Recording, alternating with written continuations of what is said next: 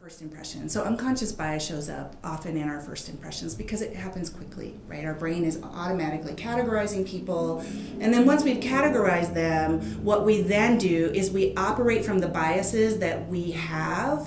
So one example that I have has to do with, this was a story that was told by a student at a faculty listening tour where the students were telling stories about how that showed up, how bias showed up either in their interactions with faculty or with employers. And one of the biases that this student talked about is she's Chinese American, born in the US, and working with a faculty member who consistently believed that she was international, she did not speak English. And when even she would tell him, I was not born in China, he did not believe her.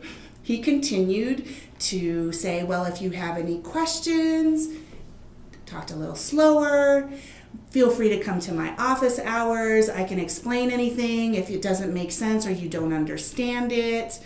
And finally it took someone else, another student, to say to him, who was a white male student, she's already told you she is not from China.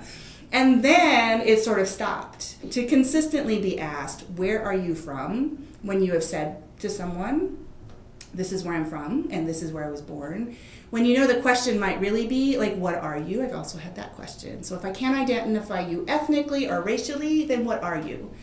And that's something that I often hear from many different groups of students. Sometimes that might not show up and I ask you a direct question about it, but might show up in my assumptions about you and whether English is your first language, how long have you been in the US. Those are the things that show up, I think, around stereotypes and unconscious bias that will often happen consistently and then really wear on the person who is the recipient of what seem like innocent questions, but when you get them every week, every couple months, every time you interview, then those are the kinds of things that, over time really wear people down.